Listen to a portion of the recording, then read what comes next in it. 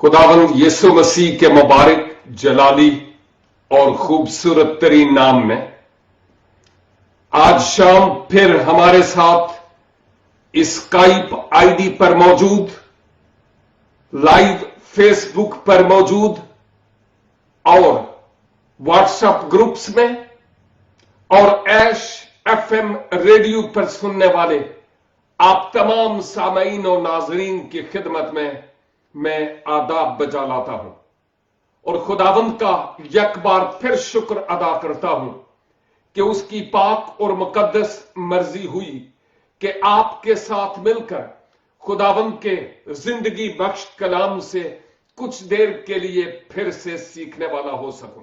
आज आपकी खिदमत में मैं पैगामे सलीब पर बात करूंगा। पहला कुरिन्थियों का खत और उसका पहला बाब और उसकी 18 आयत आपकी खिदमत में तिलावत किए देता हूं। कलाम मुकद्दस में लिखा है, क्योंकि सलीब का पैगाम हलाक होने वालों के नजदीक तो बेवकूफी है, मगर हम निजात पाने वालों के नजदीक खुदा की कुदरत है। हालेलुया।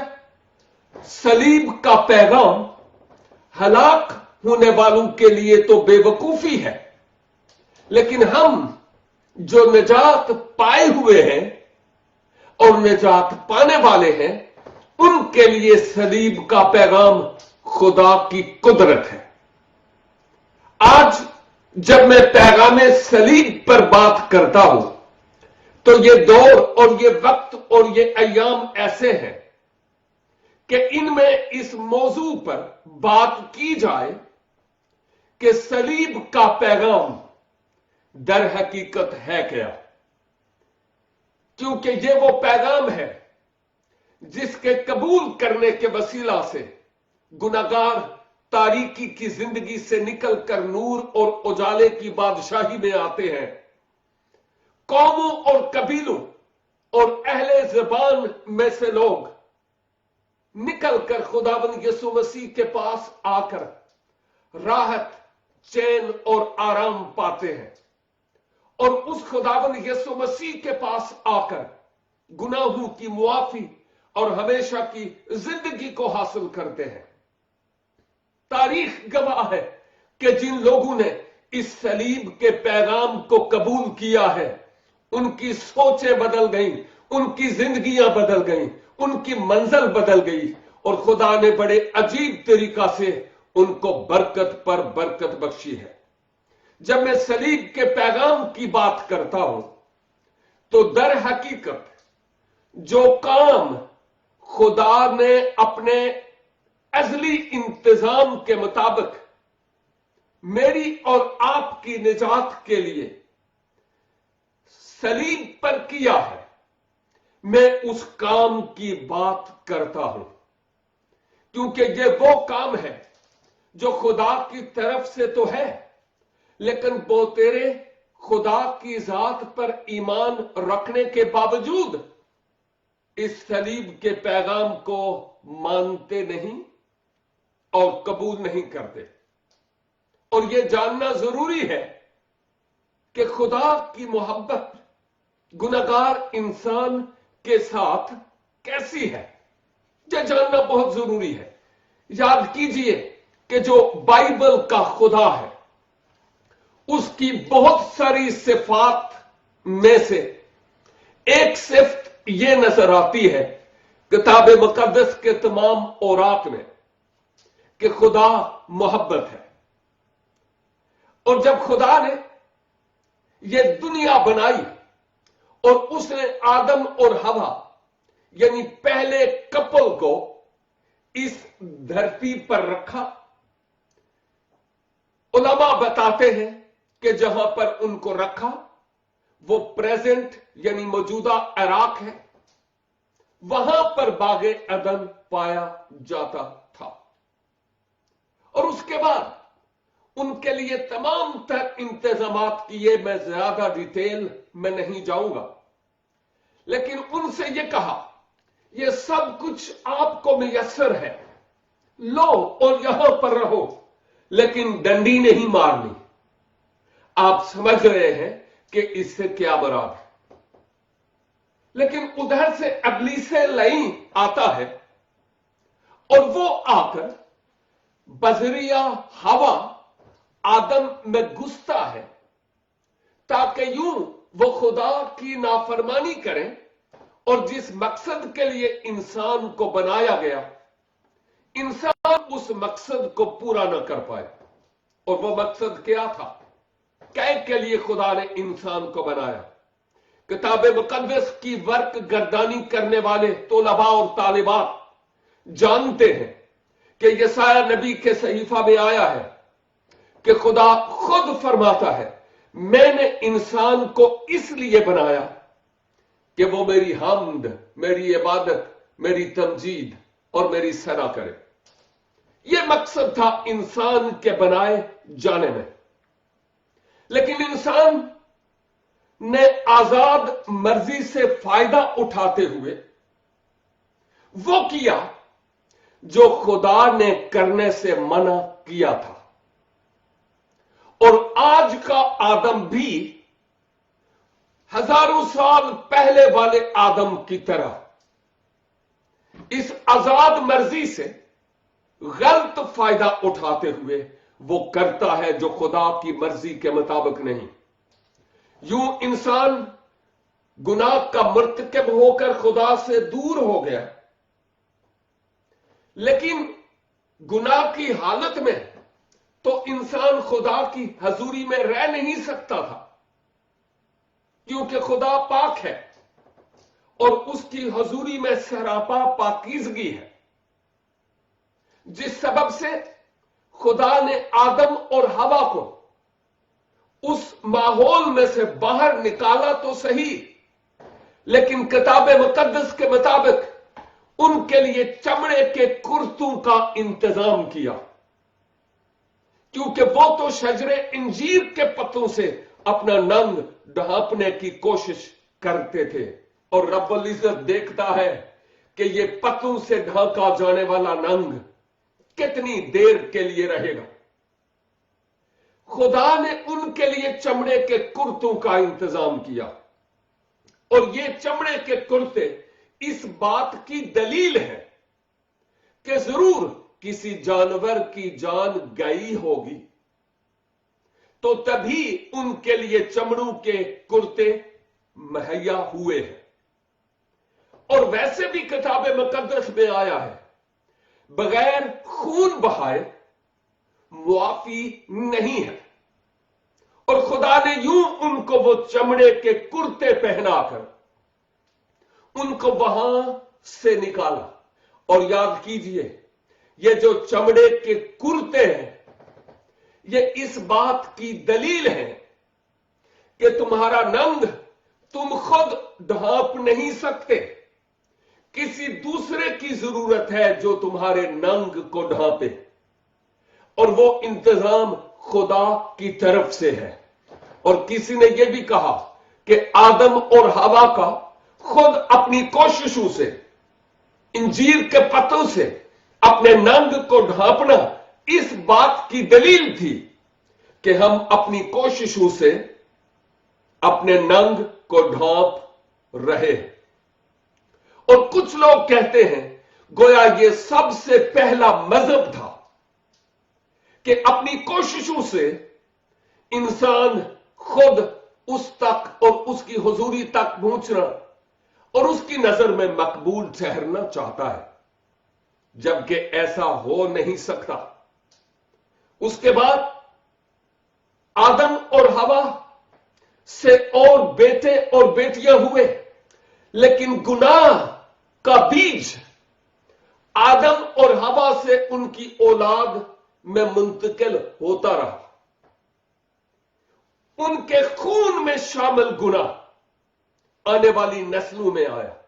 यही तो सबब है कि हाबिल का खून उसके सगे भाई कायम ने किया था, और इस धरती पर होने वाला सबसे पहला कत्ल वही था, सबसे पहला खून वही था जो प्रेजेंट इराक में ही बहाया गया।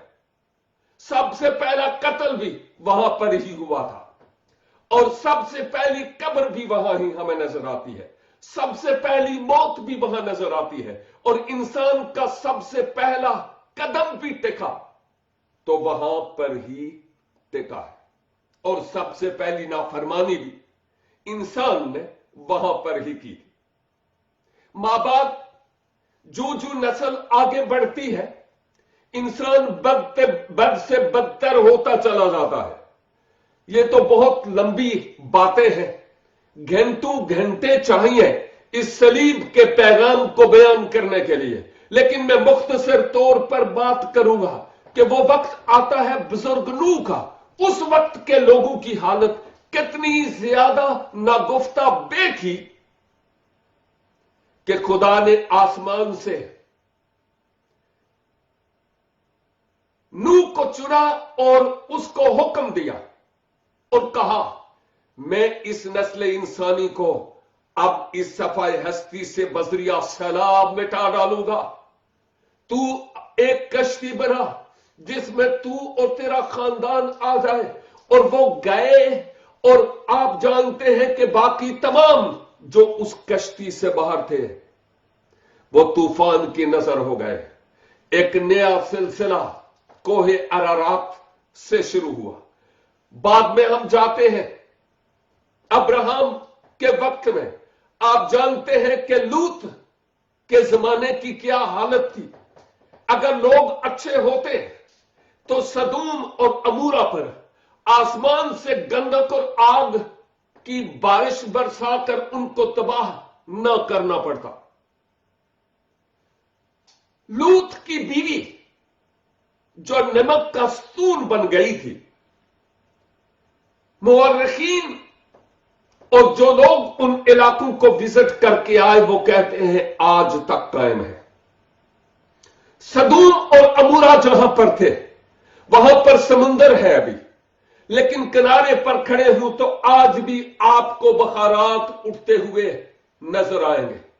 भाई बख्त सिंह एक रिसाला कभी किसी वक्त निकाला करते थे और उसमें उन्होंने कहा वो नूह की कश्ती कोहे अरारात की संगलाख चोटी पर आज भी कायम है, लेकिन कोई मां का लाल वहां तक पहुंचा नहीं कि उसको छू सके, क्योंकि खुदा ने अपने दस्ते कुदरत से उसको अपनी हिफाजत में लिया हुआ है। नूह की कश्ती सदूम और अमूरा से उठने वाले बखारात, नमक का सतून, ये इस बात की गवाह है कि नाफरमान लोगों के साथ क्या हुआ। बाद में अब्राहम से इसहाक और फिर याकूब और फिर 12 बेटे और 12 कबाइल चले।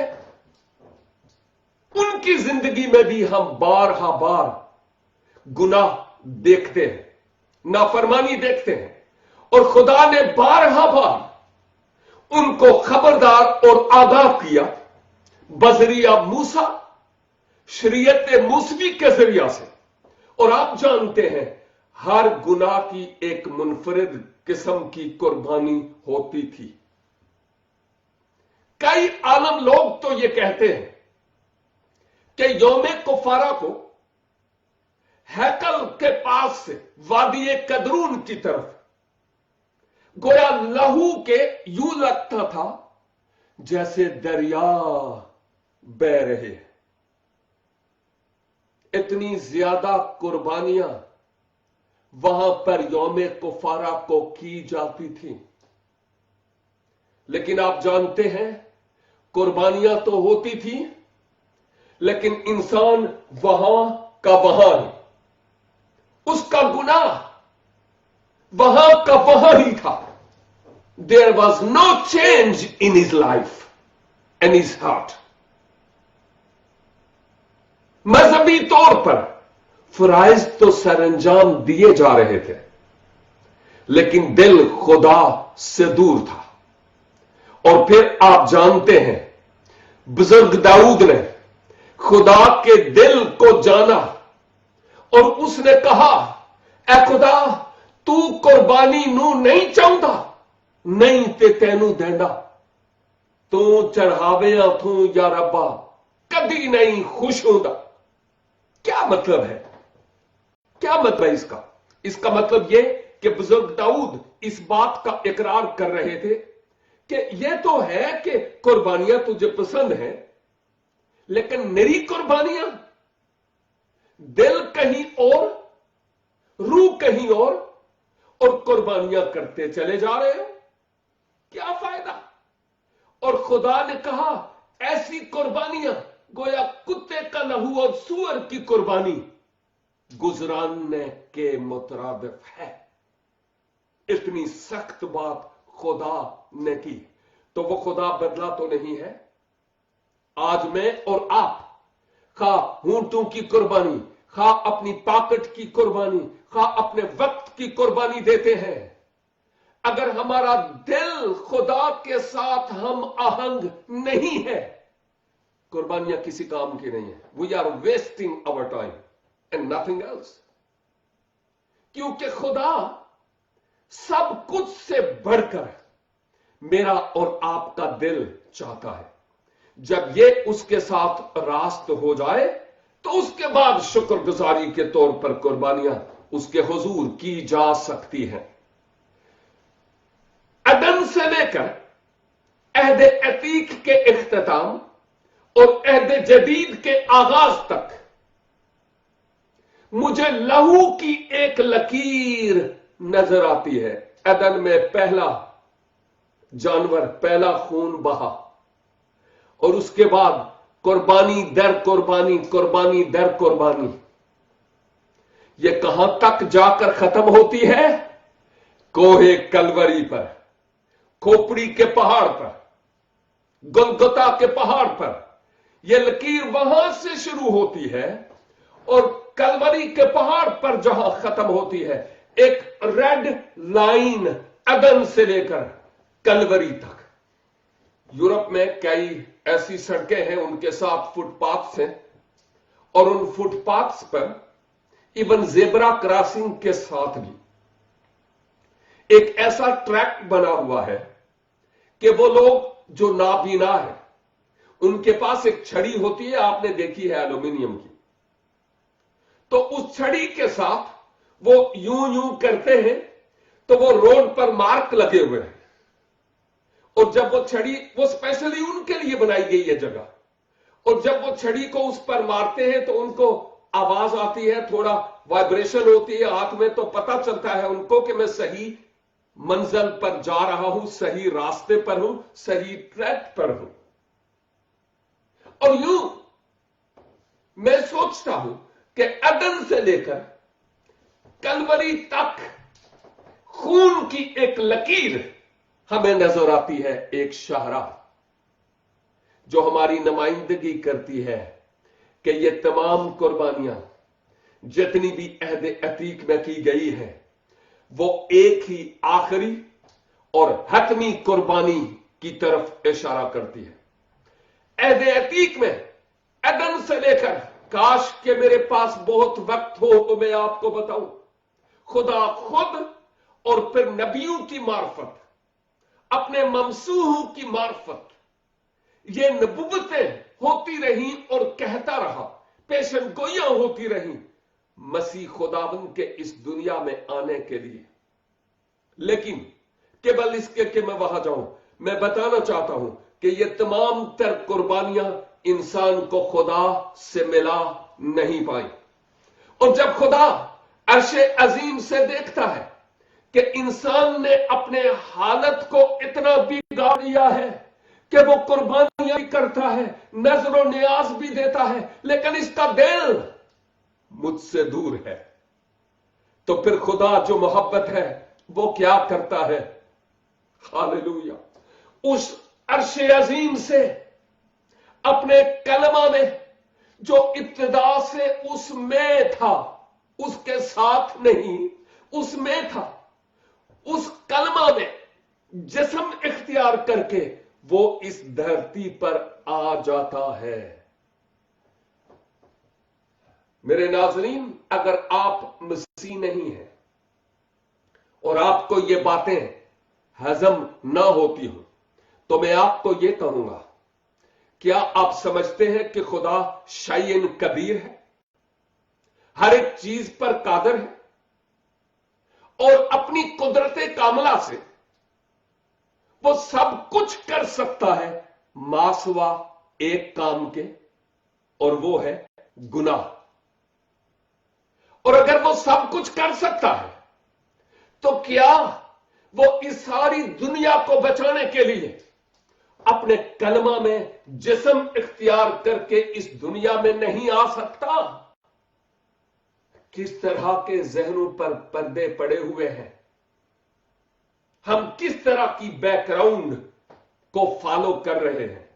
وہ خدا جو گناہگار انسان سے پیار کرتا ہے، وہ جو شیء قدیر ہے، اپنے کلمہ میں جسم اختیار کر کے اس دنیا میں آ جاتا ہے، اور مقدس انجیل مقدس یعنی یوحنا کی معرفت ملہم انجیل پہلا باب اور اس کی 14 آیت میں آیا ہے، اور کلام وہی کلام جو شروع سے خدا کے ساتھ تھا، خود خدا تھا، جسم اختیار کر کے اس دنیا میں آ گیا تاکہ میرے اور آپ کے گناہوں کا کفارہ ہو۔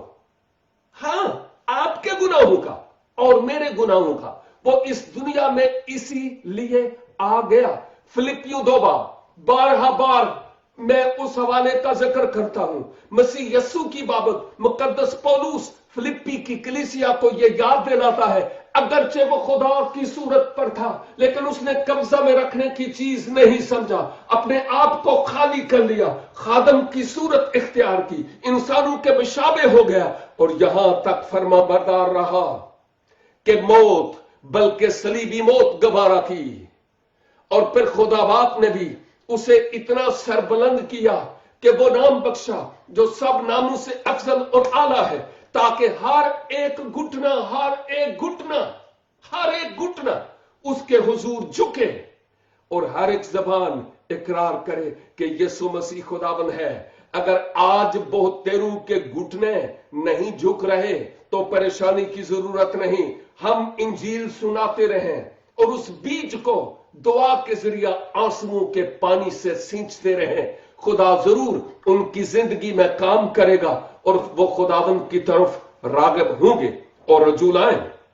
جب مسیح اس دنیا میں آیا، یعنی کلمہ جسم اختیار کر کے آیا، تو مسیح خداوند نے بتایا کہ میرے آنے کا مقصد کیا ہے۔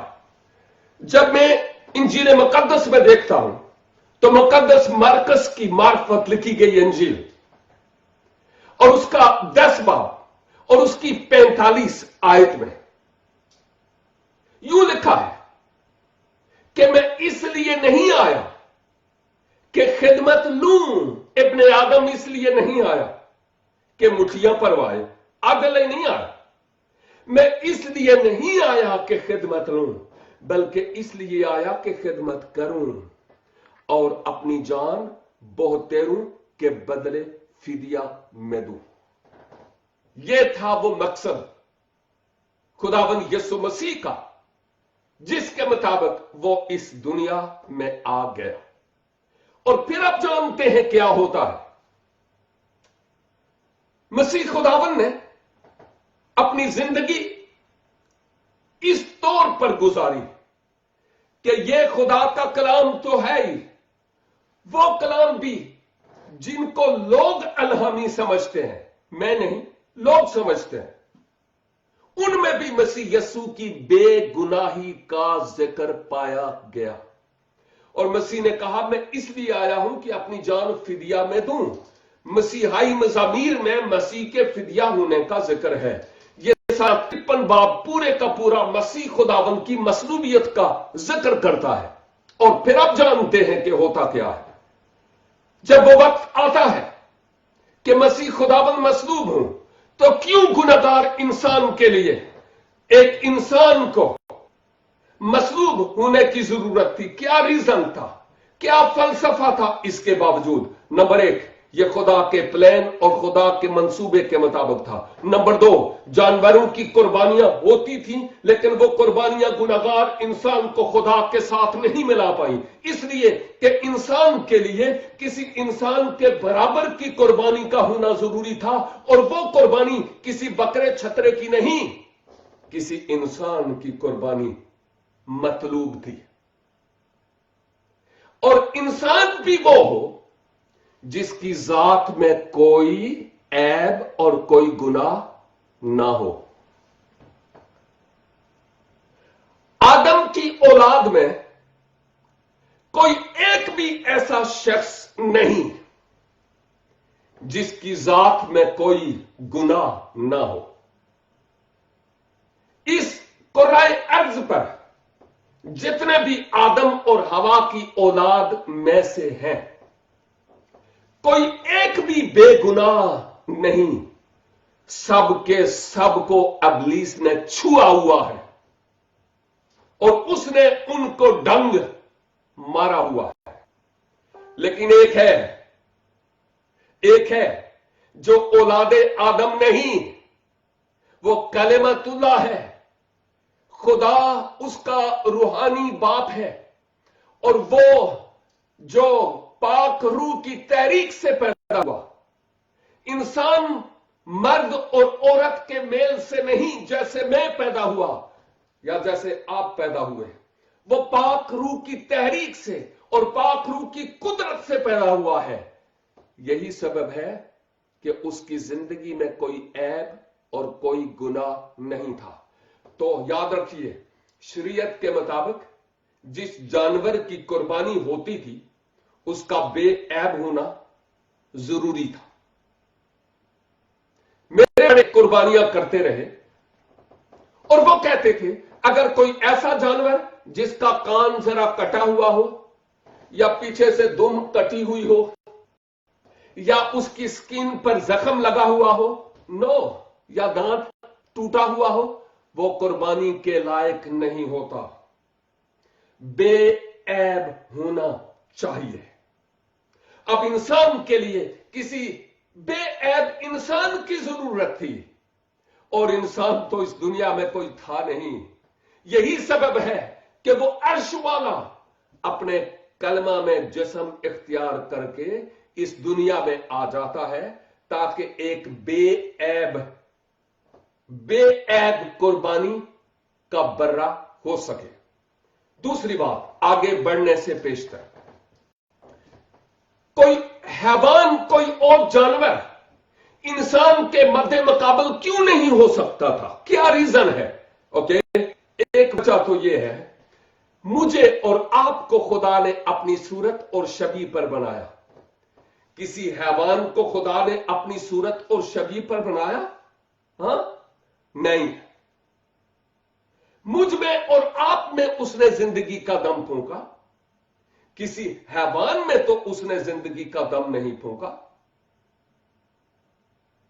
اور جو گناہ میں اور آپ کرتے ہیں اور کرتے رہے، وہ گناہ کوئی حیوان نہیں کرتا۔ جو آزمائشیں مجھ پر اور آپ پر آتی ہیں وہ کسی حیوان پر نہیں آتی۔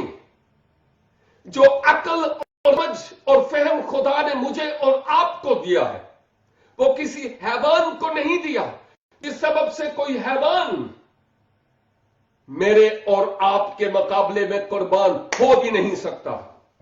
میری اور آپ کی قربانی کے لیے کسی انسان ہوں تو انسان کے لیے انسان کی ضرورت تھی، انسان کے لیے حیوان کی ضرورت نہیں تھی۔ میں آپ کو ایک مثال دینا چاہتا ہوں، اگر آپ کے ہاں ایک چھوٹا سا بیبی ہو، اگر اپنا نہیں تو بچوں کا بچہ، نیو بارن بیبی، اور اگر 8 پاؤنڈ کا ہوگا نا، زیادہ ہوگا تو، اور اگر میں 25-30 کلو کا ایک بکرا آپ کے پاس لے کر آؤں اور میں کہوں صاحب آپ یہ اپنا بیبی مجھے دے دیں اور یہ میرا بکرا آپ لے، دیکھو کتنا زیادہ اس کا وزن ہے۔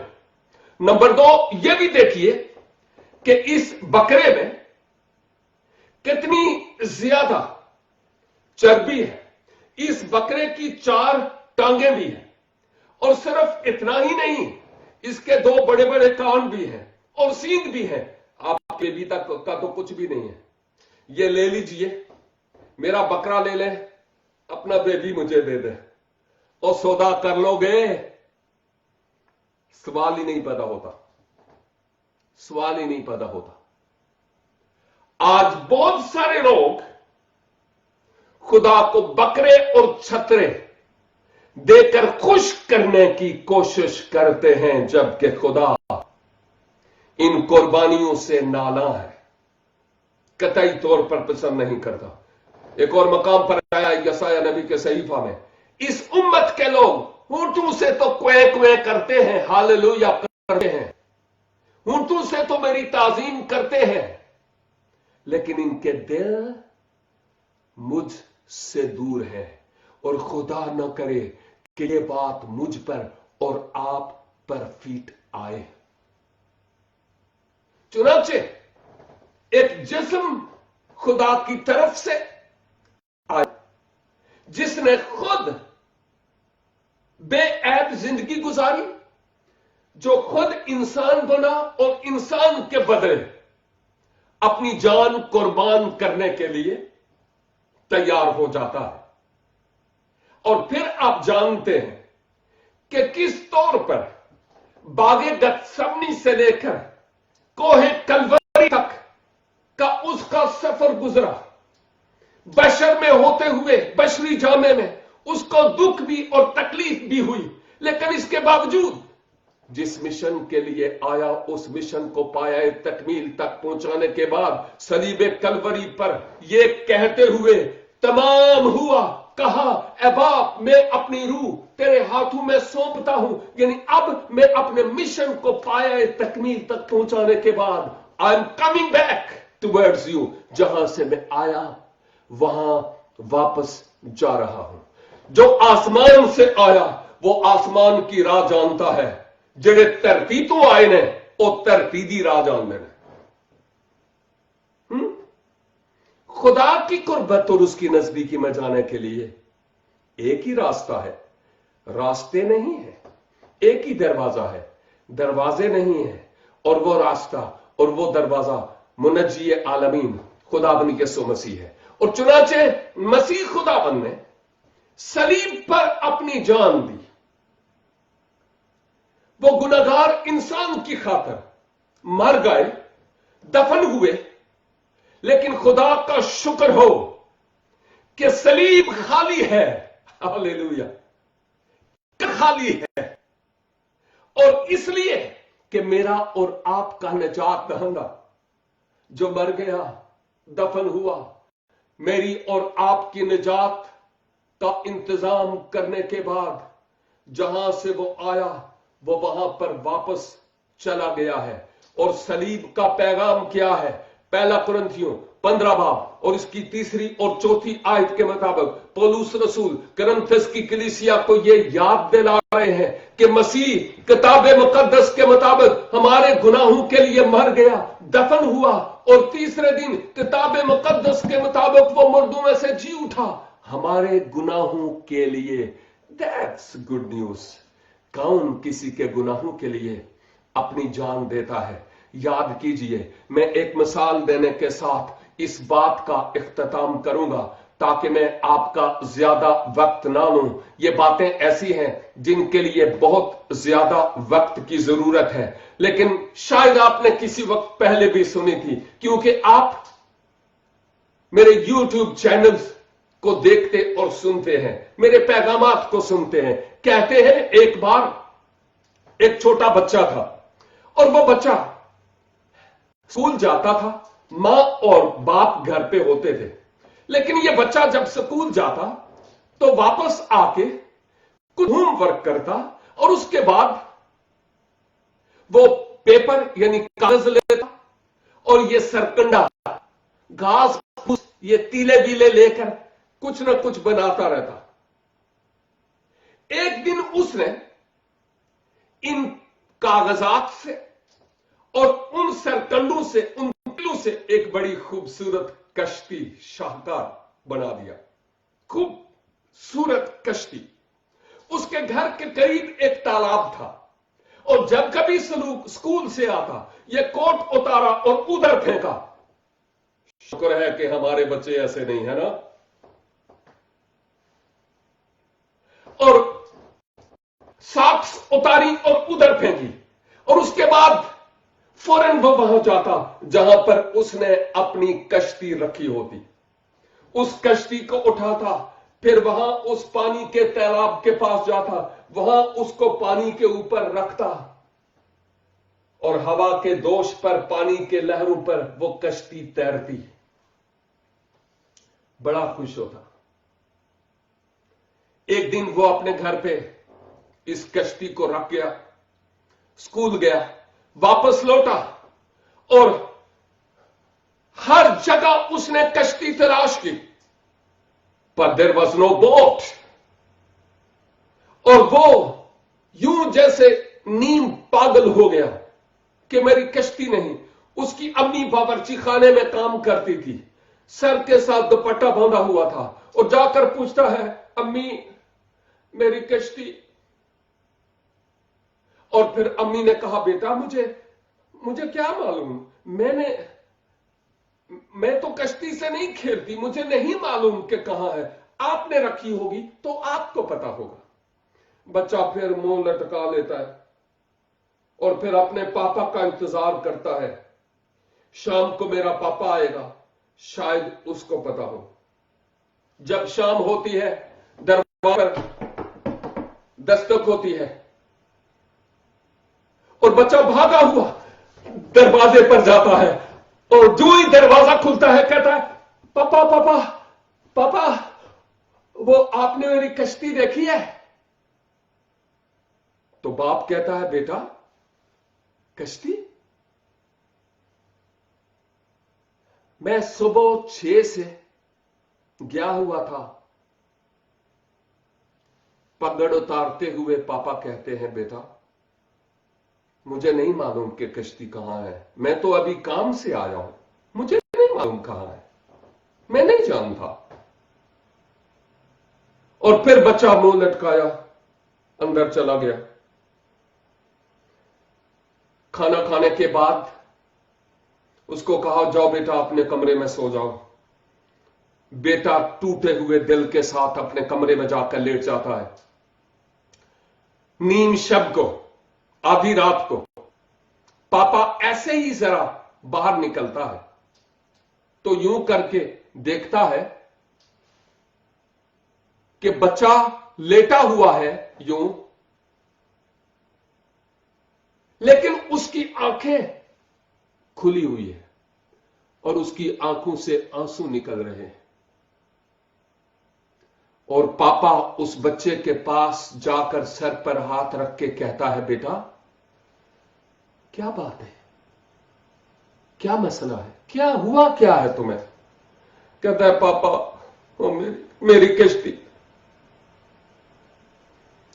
पापा उसको प्यार करता है और प्यार करते हुए उसके सर पर दलासा देते हुए कहता है, बेटा कोई बात नहीं, कश्ती की बात है ना, मैं तुम्हारे साथ जुमे को ना जुमा बाजार चलूंगा और वहां से जाके जैसी कश्ती तुम चाहोगे ना मैं तुम्हें लेकर दूंगा। अभी शाबाश मेरा बेटा, सो जाओ सो जाओ। बेटे को जरा तसल्ली हुई, चेहरे पर जरा स्माइल आई और जाकर लेट गया, सो गया। जुमे का दिन आया, बच्चे ने अपनी पॉकेट मनी जमा की हुई थी, अपने बाप के साथ जुमा बाजार चला जाता है, मुख्तलिफ रेडियां ठेले देखता है। आखिरकार एक ऐसी जगह पर पहुंचता है जहां वो एक शोकेस पर निगाह करता है और फौरन वो उछल पड़ता है और कहता है, पापा पापा पापा वो मेरी कश्ती है, ये मेरी कश्ती है, मेरी कश्ती मेरी कश्ती। और पापा उसको कहता है, बेटा ठंडा खा, शोर नहीं कर, अंकल बाहर निकल आएगा तो मसला बनेगा। اور پھر کہتا ہے نہیں پاپا آپ اندر چلیں. جب اس دکان کے اندر گئے تو بیٹا اس دکاندار کو کہتا ہے انکل وہ میری کشتی ہے, میری کشتی مجھے دے دیجئے, میری کشتی ہے وہ مجھے دے. اس نے سارے پہاڑے پڑھ لیے. دکاندار کہتا ہے بیٹا یہ کشتی میری ہے کیونکہ میں نے اس کشتی کے پیسے دیے ہیں, کسی نے آ کر مجھے دی اور میں نے اس کے پیسے دیے. کہتے ہیں انکل دیکھ لو میرا نام بھی اس کے نیچے لکھا ہوا, یہ میری ہے. ہاں بیٹا لیکن میں نے تو پیسے دیے ہیں. اگر آپ کو یہ کشتی چاہیے you have to pay the price of this boat, نہیں تو یہ کشتی میں آپ کو دے نہیں سکتا. اس نے اپنی جیب میں ہاتھ مارے, ادھر ادھر ہاتھ مارے اور کچھ پیسے نکلے اور جتنے بھی تھے ان کو گنا گنا اور جو ٹوٹل پرائس تھی اس سے کم تھے پیسے. کچھ پاپا نے پیسے دیے پھر بھی وہ وہاں تک نہیں پہنچے. اس نے کہا انکل یہ پیسے لے لو, میری کشتی پیچھے سنبھال کے دے دو, رکھ دو, کسی کو دینا نہیں ہے, میں 3 دن کے بعد آؤں گا, ساری پیمنٹ پوری کر کے میں اپنی کشتی کو لے جاؤں گا. اپنے انکل آنٹی کے گھر اس نے ڈسٹنگ کرنے کے بعد تھوڑے پیسے لیے اور پھر اس کے بعد اس دکان پر پہنچ جاتا ہے. انکل کو باقی پیسے دیتا ہے اور وہ لڑکا کیا کرتا ہے, اس کشتی کو, یہ کشتی نہیں ہے یہ تو خدا کا کلام ہے لیکن مثال دے رہا ہوں, اس بچے کے ہینڈ اوور کی گئی اور وہ بچہ اس کشتی کو یوں کر کے اپنے بازو میں لیتا ہے اور اپنے سینے سے لگاتا ہے اور پھر اس کشتی سے باتیں کرتے ہوئے باہر کی طرف جا رہا تھا اور رو بھی رہا تھا اور وہ کہہ رہا تھا میری پیاری پیاری کشتی, اب تو دوہری میری ہے کیونکہ ایک دفعہ تو میں نے تجھے اپنے ہاتھوں سے بنایا تھا لیکن اب میں نے تجھے قیمت ادا کر کے خرید لیا ہے, اس لیے تو اب دوہری میری کشتی ہے. کیا وہ کشتی میں اور آپ نہیں ہے؟ کیا میری اور آپ کی قیمت صلیب کلوری پر ادا نہیں ہوئی؟ بنانے والے نے ہمیں بنایا لیکن ہم اس زمانے کی ہوا کے سبب سے بہہ گئے, دور چلے گئے